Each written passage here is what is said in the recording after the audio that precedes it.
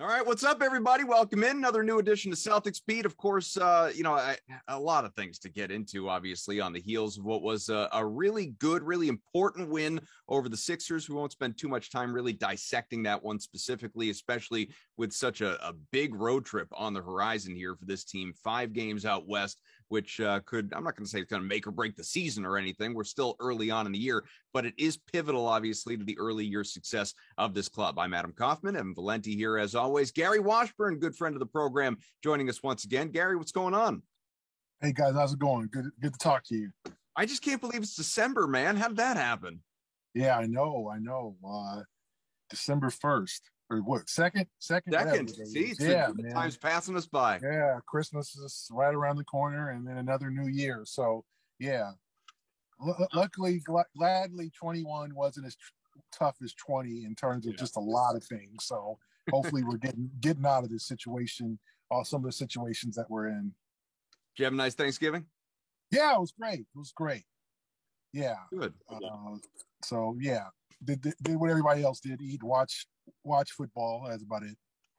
Nice. Well, yeah. I mean, obviously, everybody's obsessed with looking forward. It's what I've certainly noticed, and this is just as a sports fan. This isn't unique to Celtics fans, or even necessarily the Boston region. But I feel like there's a certain element of it here in this area with these pro teams, because we've become so obviously a title town over the last couple of decades that it's sort of become entitled town as well for all of the fans, that it's a lot of looking ahead, not so much, living in the moment and, appreciating sort of the process of things, because I think especially as Celtics fans specifically, people are sort of tired of the waiting and the promise and man, this looks good on paper. It doesn't translate on the court, and everything, that happened under Danny and Brad to now Ime and, a couple of all-star, borderline, all NBA caliber players on this team trying to take everything to the next level. And yet here we are, again, early December with an important road trip on the way. And this is, it's a middling group. Evan and I were just talking about it before the show. We've talked about it a lot on past shows. Evan's saying, maybe it's got to take time. We all want to change. You talk to us about the need for change so many times on this show. Well, the change is here. Are we having trouble giving it time? Yeah. I mean, I think there's an impatient. I think the fact that when you draft Tatum and Brown and they both make the all-star team, and then you spend money on Hayward and Horford and Walker over the last couple of years, you expect more than just the Eastern Conference Finals. And I think that I'll just continue to say this: the kind of the blowing it in the bubble that might haunt the organization for a long time, because I thought that was the team that had a chance, maybe not to beat the Lakers, but to reach the finals and get on that the biggest stage with Tatum, with Brown, and show that all the hard work and all the shrewd trades and all that Danny had done had paid off. And the fact that they lost in 6, and Miami was a good team, but they were a flawed team. And I mean, if you see the Heat next year, they got swept by the Bucks in the first round. Like, it wasn't like they lost to a team was like a Warriors, or Cavaliers, where they were a power amongst, in the East for a while. There was a kind of a one-shot team themselves before they made some changes this year. Now they were better, but I think they'll regret that. But I do think there's a level of impatience when you have Tatum and Brown, and they've spent the money. The money, unfortunately, hasn't worked out. Injuries cost them Hayward, pretty much. And then we've seen the situation, we can talk about that later, with Kemba Walker now in New York, where, that unfortunately, a guy who was super durable in Charlotte and was a gamer, comes to Boston and suddenly can't stay healthy and can't get his knee right. And now he's a half the player that he was. So it's a misfortune too. It's not just Brad and Danny's fault, or it's the organization. It's sometimes just misfortune happens. You got to be lucky to win titles. You have to be lucky. And you could go back to that bubble and say, Hayward getting hurt early, and he tried to make his way back from that and just wasn't the same player. I mean, there's just a lot of luck involved. And look at in Miami, like Miami had against the Lakers, I believe, wasn't Dragic hurt? And Bam went. Yeah, Bam got it. There were all kinds of injured in that series. Yeah. So it's all the one thing, like there are generationally great teams. Like the Warriors are a generationally great team, and here we are once again with the Warriors being unbelievable. But a lot of times it's a lot of luck. I mean, look at the Patriots this year. They're running into just a whole mess of luck when it comes to their opposition missing key guys. I mean, last week, no Derrick Henry, no AJ Brown, no Julio Jones. And, it's the way it is right now. And you have to ride that kind of game. Right. You got to ride the wave. And it feels like, they had it like right. I mean, you go back and look at Kyrie, Hayward, Horford, Brown, and Tatum.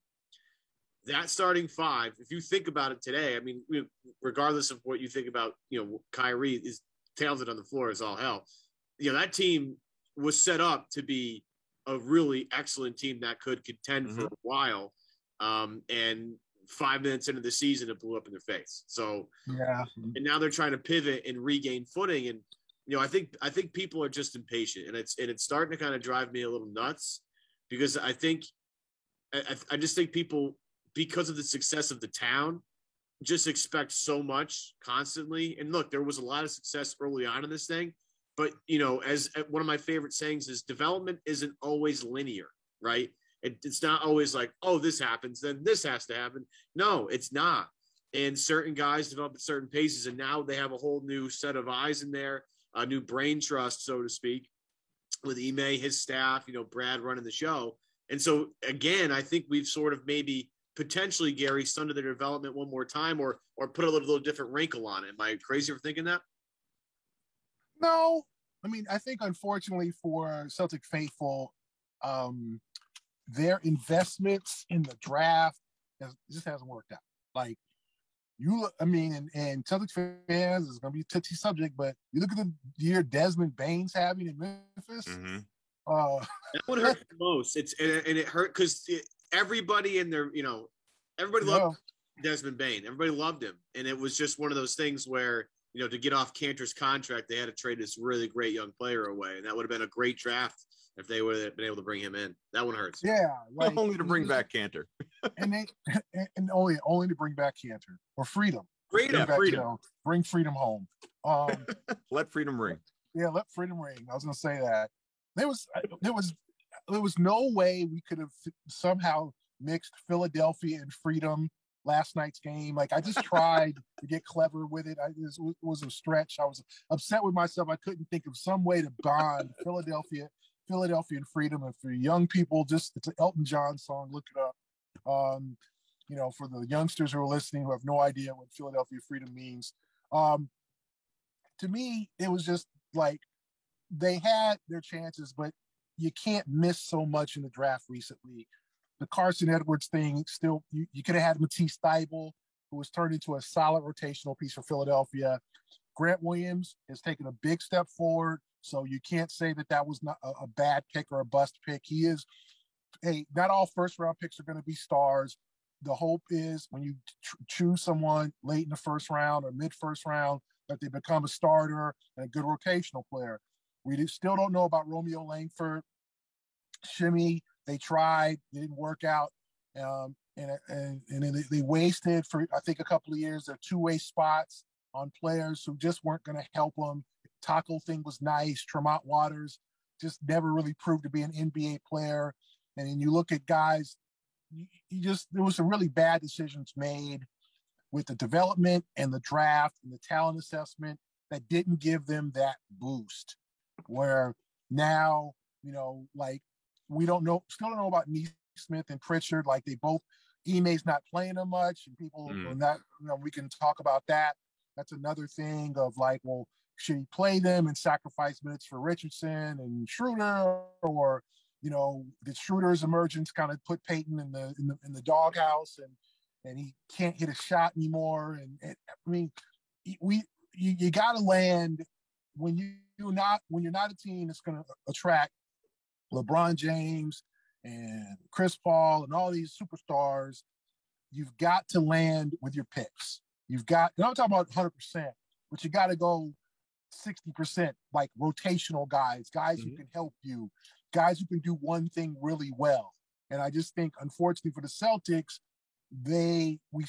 Romeo, we still really don't know about. I mean, he's developing, but I always say, guys, the one and done thing, like not everybody's willing one and done worthy, even though they have a good solid freshman year in college. Just because you average 18 points a game in the Big Ten does not make you a good NBA player. We need to stop that. Okay. Romeo physically wasn't ready for the league. Okay. He just wasn't. And now he's in his third year where you look at his draft class and there's dudes who are really hooping in that draft class, the Morants and guys that Celtics no shot at. Mm. There's also guys who are taken behind him that have developed into established players, and we're still trying to see about Romeo. The Carson thing didn't work out, as I mentioned. Just you got to have that backup, and their bench was so bad last year. You could just tell Brad did not like the team, and you can tell from his actions when he took over for Danny, he didn't like this team, right? So, yeah, there's going to be a level of impatience because I think the last few years, things were botched, quite honestly botched.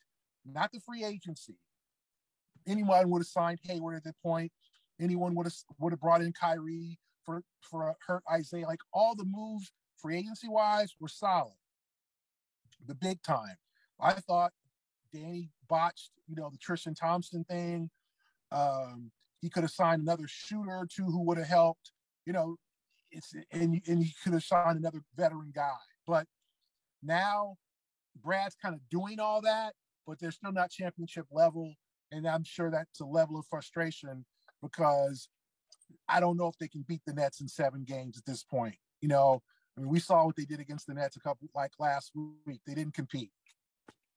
So if you look up and down, if people will indulge me for a second, if you look up and down at what has happened so far this season, Gary, and it speaks to a lot of obviously what you've talked about, open up the year with 2 straight losses, then you win 2 in a row, then you lose 3 in a row, then you win 4 out of 5, then you lose 2 out of 3, then you win 3 in a row, lose 2 in a row, and here we are, they've won 2 straight. It all perfectly makes up the 12 and 10 of where they stand. Obviously, it speaks to why they're a middling team in the Eastern Conference. There's no sustained run of excellence. There's no prolonged rut in there. They've just been very, very up and down in these short little streaks. But I think what we knew coming into the year, we talked a lot about it going back to the offseason, based on those acquisitions that they made, Horford and Schroeder and Richardson and, keeping guys like Smart and Williams, and the list goes on, is obviously they were going to win first and foremost with defense. And if you look over the last 15 games, after a really kind of terrible first couple weeks of the year, the last 15 games, they have averaged less than 100 points allowed. Okay. So the defensive rating has been really good in terms of just, again, raw totals. They've allowed 97 points a game over those last couple weeks, the 87 against Philly in this last game. Defense is fine. It's a top 5 defensive team. It's actually really good.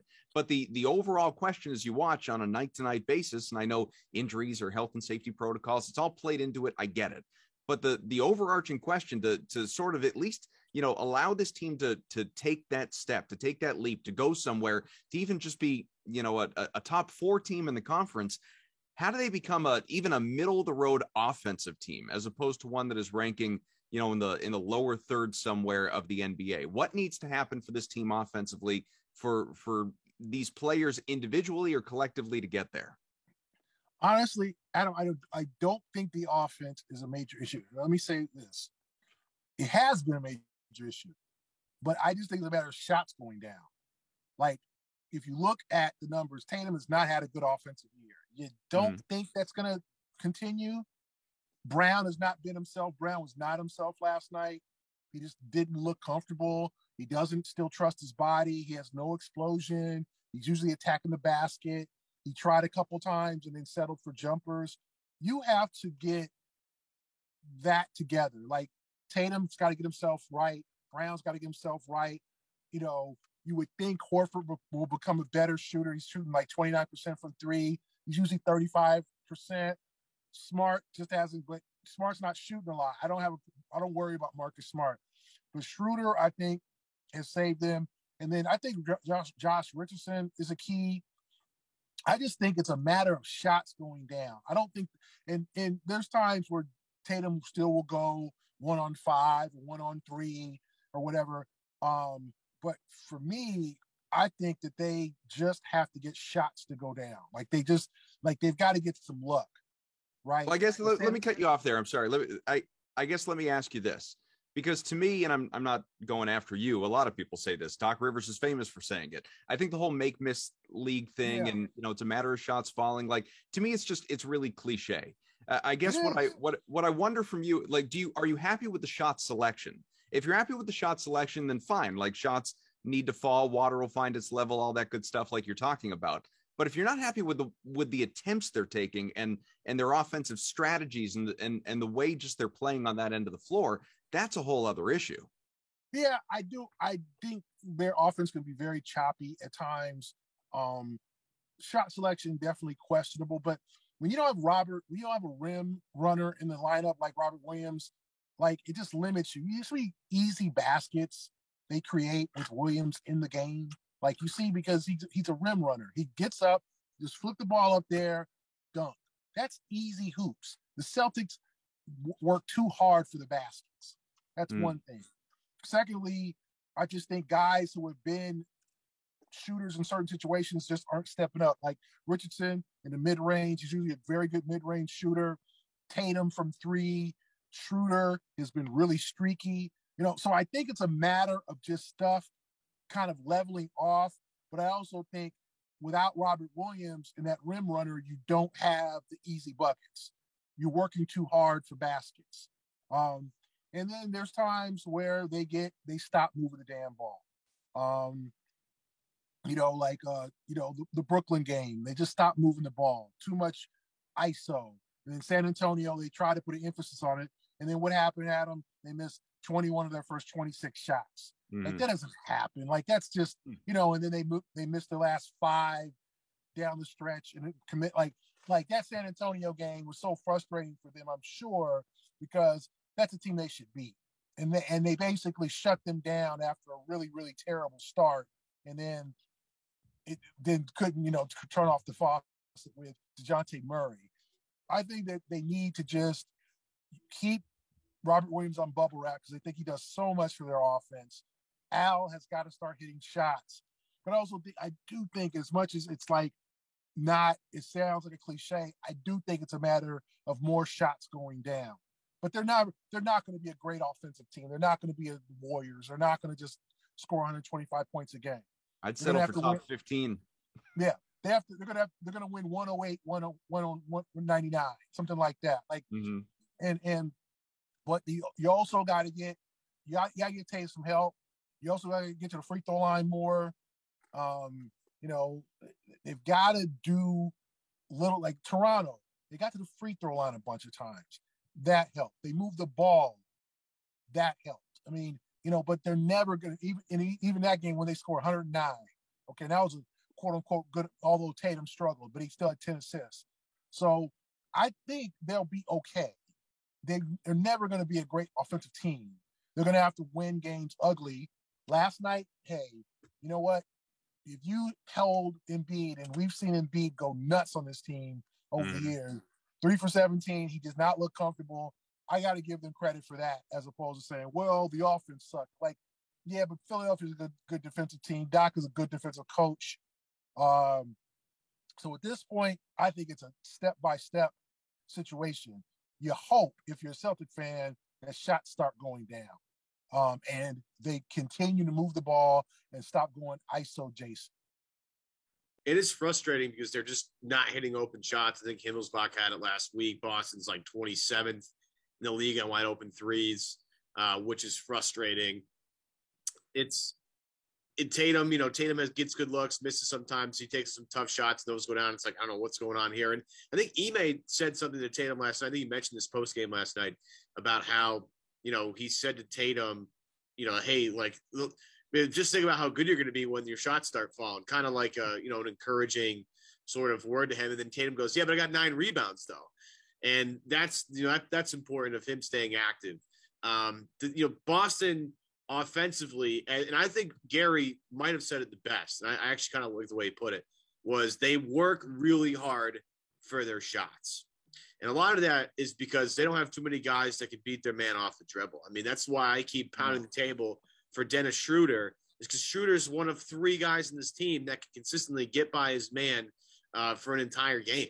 And I know he's frustrating as hell. And last night, of course, we had the experience of Schroeder second to last possession of the game. Do a great job. I think he has a pick and roll with Al, waits for the defender to go back to Al, gets hit with his man, gets by him to the basket for a layup. It was great. And then the last possession goes ISO, and everybody in the building was like, what the hell is going on here?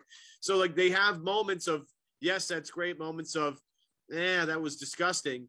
And I guess I'm with you, Gary. I guess they should just start leaning into that, saying, hey, like whatever, like offensively, we're not the prettiest team in the world. Marcus Smart, is going to shoot 9 times, and we'll see how that goes. Tatum and Brown are going to have theirs, but defensively, we have a roster built of 9 or 10 guys that can really defend their ass off. And if Grant Williams is going to shoot 40% from 3 the whole season, that's great. I wouldn't count on it, but somebody else will probably go the other way to make up for that. But if they can just hone into an identity, right, that would help tremendously. If they could just say like screw it, like the whole league is all about scoring, right? Everything is about scoring more points.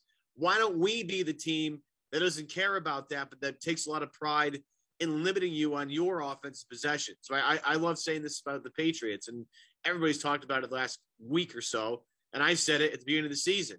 The Pats built a team that is unlike anybody else. They are going to win by running the football down your throat. When everybody's going to be geared up for pass, they're going to run the ball. They're going to zag when everybody's zigging. Maybe this is a way, Gary, for a little market inefficiency here, to maybe keep people on their toes, right? To keep the other teams guessing. They'll be hard to play because they're unlike every other team. They want to make it a rock fight. They don't want it to be pretty. They want to make it ugly. Maybe they should lean into that more, is based on my point. Yeah, I also think too. Yeah, like I guess the model of that would be like the 2004 Pistons or like the 2000 Ravens, a team that like we want to score enough to beat you, right? We want to defend our asses off, and score 5 or 6 more points than you are, and walk away with the victory. But I also think, guys, that they need another shooter. Like for years, the Eddie House, the little blip of Jason Terry, like they need a 3-point shooter. They need someone who can come in, not Schroeder, someone else who can come into the game, stretch the floor, play his role, knock down 2 or 3 open threes a game, because, he'll play with Jason and Jalen and the focus, and he'll be left open. Like a Danny Green type, not to say Danny Green himself, but, and those guys, Joe Harris makes $75 million, like you can't, get Joe Harris. Like, no, those guys are expensive, but well, do we not believe that Pritchard or Nesmith can be that guy? It's supposed to be Nesmith, right? But it was supposed to be Nesmith. Now, I think when he gets his chance, he's done okay. Pritchard, I think, his confidence right now is shot. He's hit 7, I think after the Toronto game, he's hit 8 3-pointers all year. I think he's 8 for 40, something like that. Like I feel bad for Pritchard, but I just think that they have to get another shooter. Now, could it be Nesmith if they play him more? But I just think they need a knockdown veteran 3-point shooter, a guy who can come in and go, okay, you're going to shift off me because you're putting so much emphasis on Jalen and Jason. Well, I'll be right here in the corner knocking them down. I think that makes them a much better offensive team. Right now, they really don't have that. Like Grant has really turned into that. I don't know. Can you depend on, is Grant that guy, that type of guy? I'm not sure, because Grant's more of a defender. He's like a 3-and-D guy, kind of a 3-point shooter by when he's open. I don't know if you want him. Okay, Grant, just feed Grant the ball. Like, I don't think that that's his role, but I think by trade deadline, I think they'll have a better understanding of what they need offensively. Because I don't think they're far away from being a good offensive team. They might be just a player away from being a good offensive team, a guy who can make it easier on other guys to score, where you can't. Where can we find a last few years of his career Kyle Korver? Like who? I mean, you obviously, it's not just the Celtics. You cover the entire league. Yeah. Who do you think brings available by the deadline that makes sense? That's a good question. Like I thought they should have a couple years ago gone after Bryn Forbes, who had won a title in Milwaukee. Like they're low budget guys who are not like the Reddicks or the premium shooters that are good spot up shooters and again in Brentford, and we signing right back to San Antonio, guys who can knock down the three ball. And to me, that's definitely what you need. Like, and I'll have to look at the list of guys who might be expiring contracts to see if you can get a guy like that. But like the Lakers, and I'm not a big guy on Wayne, but the Lakers signed Wayne Ellington. The Warriors got Otto Porter Jr. You know what I'm saying? Like those type of guys. A guy who can just, the Lakers tried with Kent Bazemore. That hasn't worked out. He's not playing. But if you look at teams, you look at, a Garrett Temple, like a guy who is just a professional shooter, right? Who knows what his job is, comes off the bench, and just opens the floor up for guys. And that's the thing. Like Brooklyn got Patty Mills. Like that's exactly what you know what I'm saying? Just a dude who can light it up, right? And Dennis can be that guy, but he's also handling the ball. He's playing a bigger role. Don't know. You need an additional guy like that. That's the guys you have to go after. A guy who can just purely shoot. And they haven't had that guy in years. What's really annoying is they had Garrison Matthews, who's now in Houston, shooting 42% from three on 6 attempts a game. And you mentioned like what a shooter can do for you. Look at what Grayson Allen's doing for Milwaukee right now. Yeah, exactly. Look, I am not a Grayson Allen fan. They can't stand that kid. Nobody can, but he can play. Right. He's hung around enough, found his niche, and that's what you hope for the Celtics guys. Some of the rookies like the Neesmiths and or second year Pritchard, they hang around enough and find a niche and find something they do very good. Like Grayson Allen is a perfect example. Why would Milwaukee get him? Because he can shoot, right? And you saw the other game when they played and they almost beat the Celtics without Giannis. Like Allen was money that night. That's the kind of guy I think they need. And I know their budget was a little limited this offseason, and they're saving money for next summer. But I think in the trade deadline, that's the kind of guy you need to get.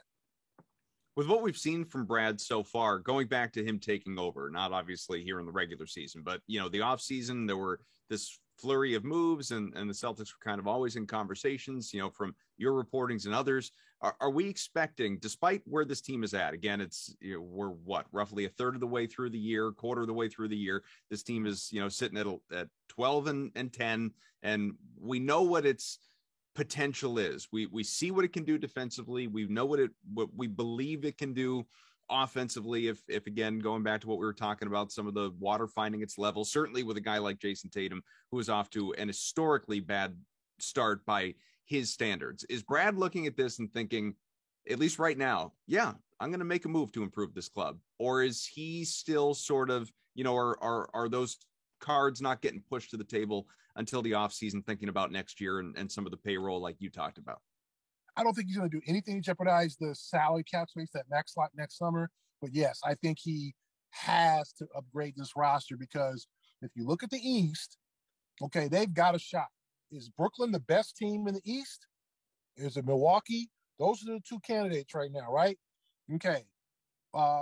Brooklyn beat the brakes off the Celtics, but they also just, they also are not playing all that well. They barely beat the Knicks the other night. Phoenix handed them their butts the other night, last week. Like, Brooklyn is flawed. Milwaukee is just getting up off the deck. I think they won 7 in a row now. So Milwaukee might be trying to get things together. But if those are the top two teams, you aren't light years away from those guys, right? You aren't just to the point of like, well, we can't compete. We're throwing the towel. Like, and then you've got the second tier, Washington. Okay, do you really trust the Wizards long term? We don't know. Atlanta, Miami. Miami got blasted last night at home against Cleveland. Now, I know Adebayo didn't play, but still, I think all their other guys did, and Cleveland doesn't have Sexton. So I think the East is kind of wide open here.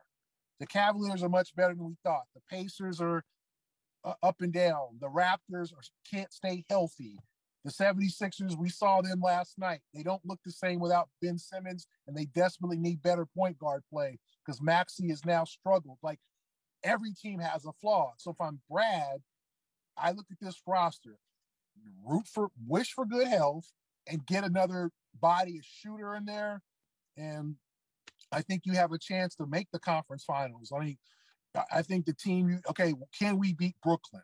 Like it didn't look like it last week, but I think if you take some things that you learned and try to, just try to make it the best. And as I said, I'll throw the Knicks in there. The Knicks are up and down, so everybody's got their problems in the East. There's no perfect team in the East. There is no Phoenix. There's no Golden State in the East, right? Like, so the Celtics, I'm Brad. I'm like, why not? We can't just blow off this year because we think we're getting Bradley Beal or Zach LaVine. And I said, I didn't mention Chicago. I'm sorry, Chicago. Like, they look like they're going to be something. So, but the East is crazy. But the Celtics have a chance. If you look at the East, it's not the West. The Celtics there's no 17-game winning streak in the East. The East is, you look at the West, there's two teams at 18-3. Those are pretty great. Look at the Eastern Conference, the Celtics, who we've all been, just the online discourse has been awful. And people have been very frustrated with this team. They're 12-10. They're only 2 games out of second place, guys. So it's not like they're buried here. Nobody has been able to separate themselves at all. And so to Gary's point, it would not take a major move to elevate them into, I would say, that upper echelon of that second tier. I don't think they're Milwaukee. Milwaukee has probably the best player on the planet on it, or at least one of the top 2 or top 3 with Giannis. And he continues to be an amazing, amazing player, and amazing just off the court, how he just discovered dunking Oreos into milk for the first time. That was an amazing, that whole press conference, that 2-minute long answer was absolute gold. But I mean, like, they're not that far off. And like, yeah, Washington's not going to be the second best team in the Eastern Conference the whole year. I expect Chicago at some point to probably take that mantle, but it's not like they're super far away.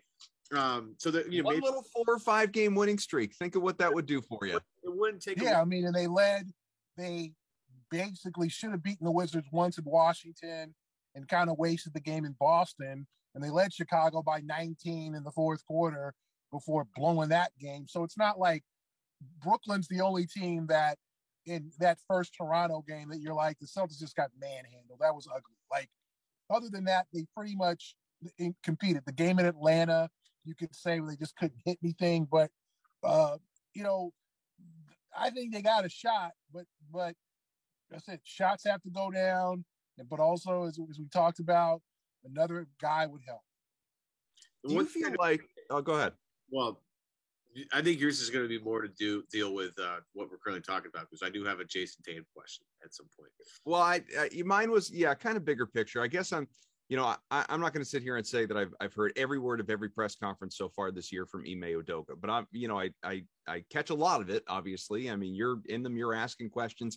Do you feel like in the very early goings, obviously, of his, first head coaching experience, we're already starting to see kind of signs of him mellowing a little bit, and that's not a criticism either. It's more, an observation of, like, we were joking early in the season. I don't remember if you were with us or not, Gary, but we were joking, like, calling him, Captain Accountability when he came in, the way that he's, airing things out through the media, whether it's against his players or talking about, oh, we got punked, or quit bitching at the officials, or this about Grant, or this about Tatum and Brown, this about Smart, this about whatever. He's dialed it back a little bit, for lack of a better way of putting it. I have no idea what it's like behind closed doors. Sure, room, when he said publicly, it feels like Adam. If you look at the San Antonio game, he called out all the guys who couldn't stop DeJounte Murray.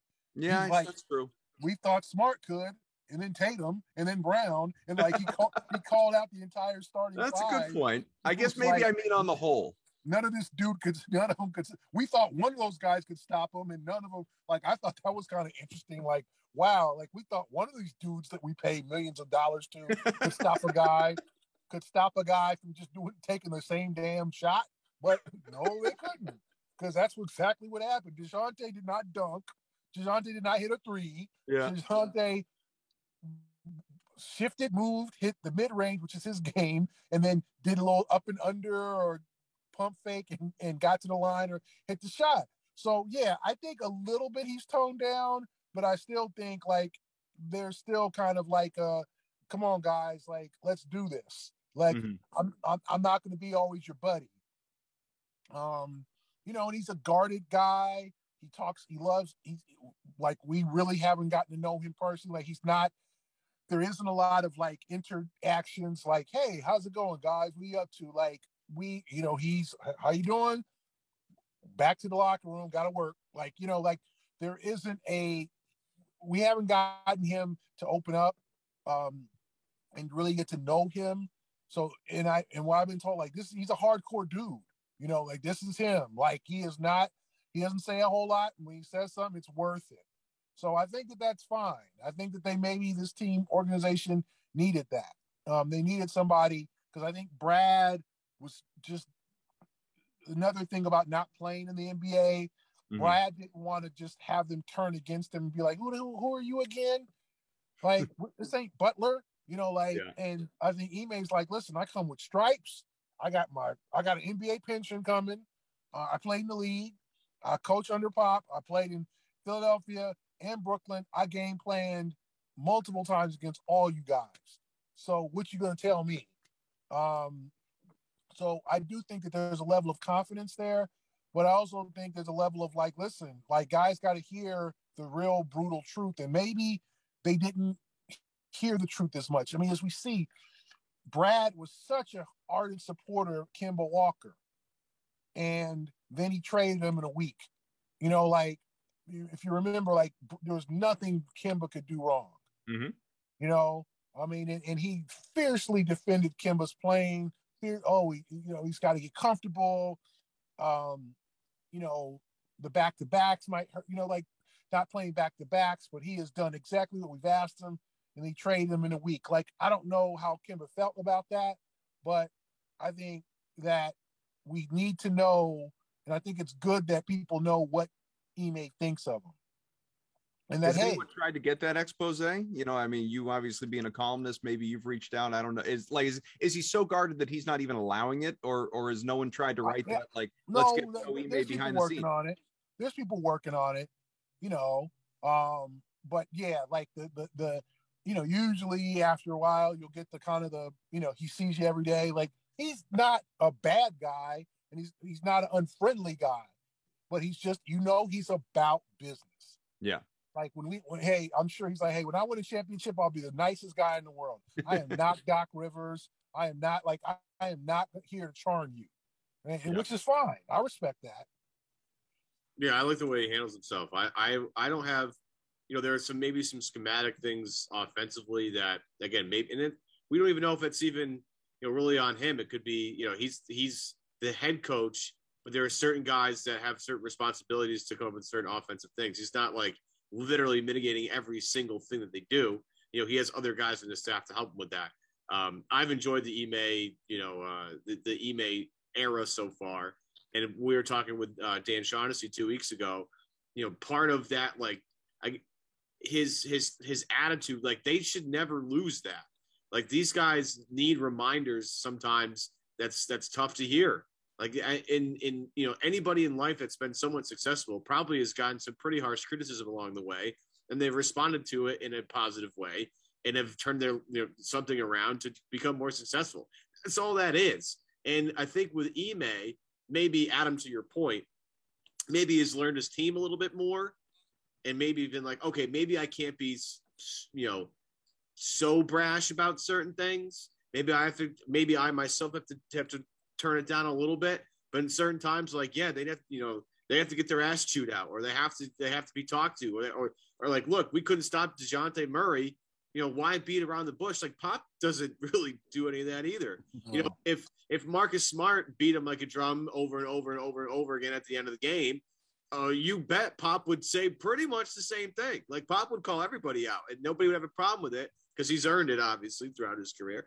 But like, I don't mind that at all. I think Ime's been fine. I don't have many issues. I mean, there are people who are like, oh, from a offensive standpoint, like his stuff is bland or whatever. I'm like, well, like you also don't understand there's a defense out there that's reacting to their offense. And sometimes defense makes a good move or there's a good trap over here, or like there are things happening on the court that aren't always going to happen in your favor all the time, and the other team deserves credit for that. So like some people I get on email all the time, I just don't totally understand. I think, Gary, it's been fine so far, and are they perfect? No, but No. there's a different attitude that I enjoy. And I think most people would agree that at least there seems to be some accountability up and down the roster, unlike maybe certain times in the past. But I do want to get to Jason Tatum, though, because Tatum's been lightning rod a little bit so far this year. And you had Brad on Toucher and Rich this morning talking about some of the quotes from the anonymous GMs and coaches and scouts, which I hate. And one of them talked about Jason not being a winner, and he doesn't want to win enough. He wants to win on his own. He wants to win on his terms. Yeah, it's like the most outrageous thing I've ever heard. And so, like, well, first of all, who doesn't want to win on their own terms? Exactly. Everybody wants to score 40. No, I want to win on your terms. Like, everyone wants to win the way they think they want to win. Right. I just don't get that from Jason. Like, here's the thing. I do think, Jason knows he's gifted. I think Jason understands how important he is to the team. And of course he wants to be a star. Nobody goes into this business of basketball or journalism or whatever and says, I want to be really average. Like, no one says that. Like, striving for adequate. If you do, you got a really bad attitude. And some people are average and are okay with being average. Like, literally, no one goes into the game like that. Of course Tatum wants to be great. But there's the Tatum haters who are like, if he says, I want to be great, oh, see, he's not a team guy. All he cares about is old JT. It's like, he's told me I want to win championships. That's all that matters here. He told me that this summer. That just went right over people's heads. And it came to like, well, all he does is talk about himself. Like, I just think there's going to be people that I get a lot of emails about Jason. And he doesn't say the team. He always talks about himself. Like, he gets asked about himself and he gets asked about the team. And like, I think we should learned a lot about Tatum last. He had 10 assists against Toronto, 16 rebounds against Philadelphia. Like, he's not shooting well, but he's learning how to do other things. And I think I've seen that progression this year. Like, is his numbers up high? No, but he's not afraid to pass like he was. Or he's not doing the Kobe thing, the dribble, pump fake, fade away. Like, he'll do that less often. He still does it on occasion, but I think it's kind of like sad in a sense that you have this guy who's a 23-year-old star and everyone is just picking at him. Like, Rafael Devers is 26, right? Like it happened. It takes time. Devers turned into a star. Devers is older than he is. Like, Bogarts, if you look at other stars in this town besides, and shoot, he might be younger than Mac Jones. I don't know how Mac called Mac Jones. How old's Mac Jones? 23? 23? Yeah. Okay, so they're the same age. And everyone's ripping Tatum like he's just like terribly finished. He's finished product. He hates he's all about himself. Like, my goodness, like, you realize how young this guy is, right? Like, yeah. I just think, and he's trying to accept the responsibility of being the franchise player. And I think that's a process because there's no Gordon anymore. There's no Kyrie and there's no Kemba. There's no other guy you can look up to and be like, okay, you're a max guy too. Like, it's just him and Jalen. And he makes more money than Jalen. They didn't max Jalen. So to me, I think that Tatum wants to win and he wants to win his way, but I think his ways will change once. And I think once he sees that he can do other things and get that triple-double and help and get a steal and play good D, I think he'll round into that polished player. Durant wasn't always like that. Like, we look at the guys, Harden for sure. You want James Harden at 23? That dude was partying on South Beach during the finals or whatever when they were like, he was in the streets after losing NBA Finals games when he was 23. Just imagine if Tatum did that. Like, now, you want these guys take time to develop. You know what I'm saying? Like, it's a time they come into the league at 19. Most of these guys are just totally not ready, even if they got enough game. And it just takes time to develop into that superstar and that guy who's all accountable. Why do you want to be like Larry Bird? Like Larry Bird was like that from jump. Like I don't know, but I'm assuming 23 when he got in the NBA. Yeah, 1979. Larry Bird was just the consummate leader, team player, superstar, all around great guy. Like, come on, he wasn't. You know what I'm saying? Bird was, but Bird took time to develop. McHale, like all those guys take time. Like, I just think I see the progression in Jason over the years. And yeah, do I think he's got a little too one-on-one heavy, especially during the bubble when he was taking those contested 27-footer that game one against Miami, which I think was probably one of the most regrettable games of the Brad Stevens era when they blew that big lead and Tatum got blocked at the rim by Adebayo and took the terrible 20. Like, yeah, there's been some low points, but I also think the dude has turned into, like, you want Markelle Fultz? I'm sure Orlando will trade you Markelle Fultz for Tatum. Like, you know, what is it that you want?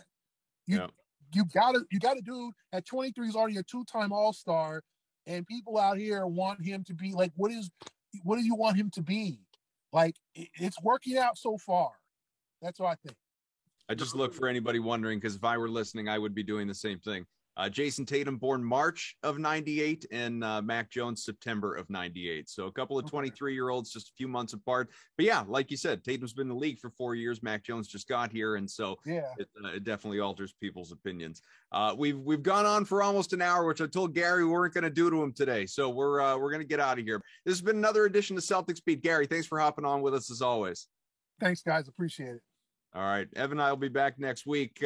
Big 5-game trip for the C's. It starts as we sit here tomorrow night in Utah. We'll see how it goes. See ya.